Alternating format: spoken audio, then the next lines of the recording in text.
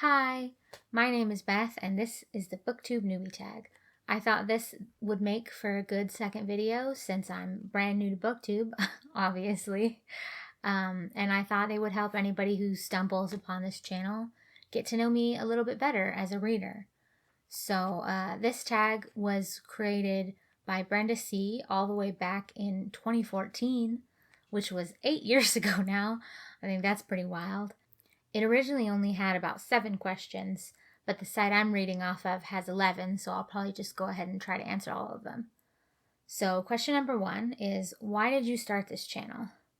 So I only recently got back into reading after like a big long break. So in like the last couple of years, I feel like I've read just so many great books and I have so many thoughts about all of them. And I really love to just talk about all the reasons why I love them. And I feel like there's only so much that the people in my real life can put up with before they would rather I not just word vomit at them about my favorite books. So I guess that's the real reason for starting this channel. Now maybe someone on the internet will listen to me word vomit about all my favorite books. That's a terrible phrase, and I'm very sorry that I used it. I'll stop now. So question number 2, what are some fun and unique things that you can bring to Booktube? So I think it's hard to think of myself as fun or unique, but if I had to pick some things, I would say, so number 1, I read almost exclusively books from my library. I do occasionally buy books, but it's mostly books that I've already read and loved.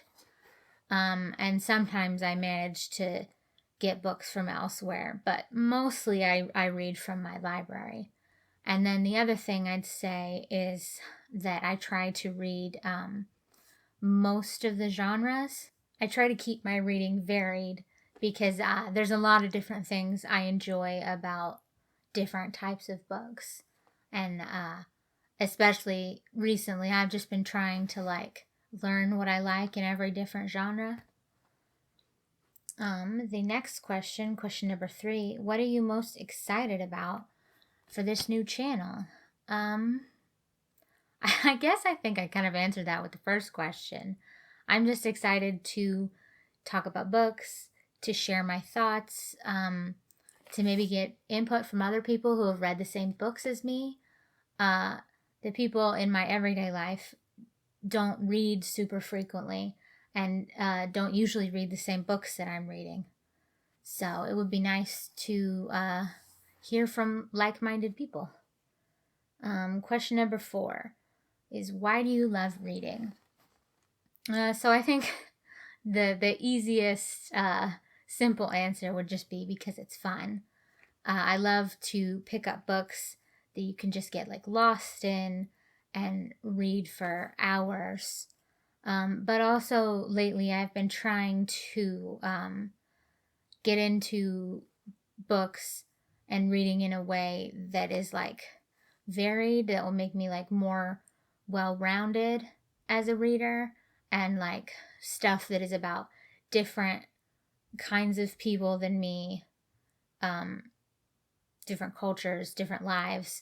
I've been picking up some nonfiction, not as much as fiction, but I don't think I ever read nonfiction until recently.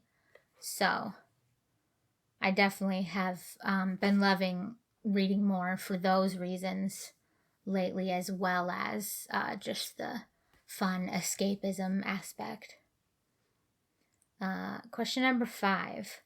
What book or series got you into reading? So this is probably the one and only time that I'll mention Harry Potter on this channel, because as we all know, the author is not a very good person, but as a 28-year-old millennial, I can't really escape the fact that I read and loved Harry Potter in my childhood. But I definitely also read and enjoyed plenty of other series. There was the Artemis Fowl series, the Pendragon series, Percy Jackson, The Giver, Holes. I think as a kid that might have been my most reread book. Like if we had it at home on our shelf, and if I was just bored and was like, I don't know what to do, I'd just go to the shelf and pick up Holes and reread it in one sitting. Number the Stars, Tales of the Fourth Grade Nothing. Those I think are the most like formative books of my childhood. There are also plenty that I've read and like half remember, but I'll never find them again because I certainly do not remember the titles or the authors of those books. And then, so all of the books I mentioned, I couldn't say whether most of them hold up because I haven't really reread many of them as an adult, except for The Giver. I actually went and read the whole Giver series last year after I learned that it had a whole series, and I would definitely recommend those. I think they hold up. They're really interesting, and I feel like they have a lot to say. So I guess that's my only childhood favorite that I've reread as an adult. And I would say it's still a favorite. What questions would you ask your favorite booktubers? So I guess I would probably just ask stuff about the YouTube algorithm, like how they deal with the videos they like to make versus the videos that do well on YouTube, because I know that's a thing that I've heard some people say they struggle with. So I'm curious about, like, at any given time, what videos are doing well but are also like still fun to make. Because obviously you don't want to make stuff that nobody wants to watch, but you also want to make the stuff you enjoy. So I guess I would be curious about how all different kinds of booktubers deal with that kind of thing. Question number 7. What challenges do you think starting a booktube channel will be the hardest to overcome?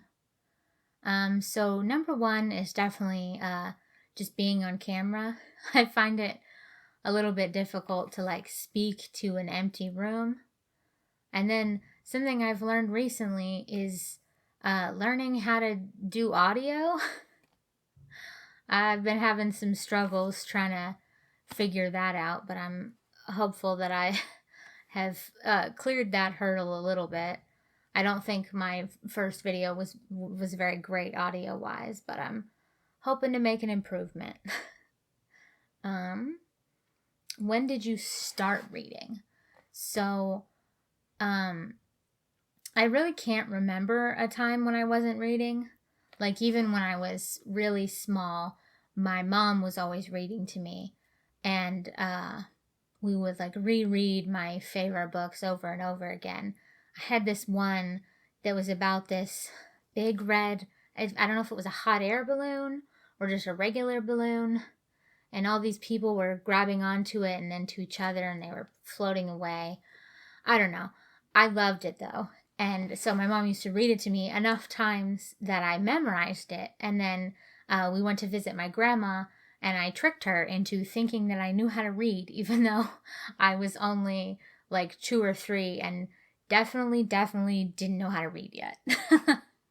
But once I could read on my own, I definitely never stopped as a child. I was always that probably annoying kid who brought a book everywhere, and if there was like a spare moment where my friends weren't around or nothing was going on, I would pick the book up and read, like at lunch or later, like in between classes when I was in like the higher grades. So just I've pretty much always loved it. The next question is, where do you read? So I read mostly ebooks on my phone, so I'm not very like limited in the areas where I can read. I pretty much, I guess I still do that thing where there's a free moment, and so I'll this time I'll pick up my phone and I'll read, like instead of browsing Twitter or whatever else. But I guess I would say the place I read the most is just on my couch. Usually I'll sit there with my husband, and he'll be like playing a game or something. Like lately he's been playing Red Dead Redemption 2, so I'll like half watch him and then I'll read my book and just have a chill time. What kind of books do you like to read? So I kind of said this earlier, but I try to read in pretty much every genre. I think probably since I was young, my top genre has always been fantasy. And I think now it still makes up about 40% of my reading. But I also really enjoy sci-fi. Lately, I've been really into robots. I just think they're neat. And then as far as fantasy goes, I've been enjoying vampires lately. And then a pretty new genre to me would be historical romance.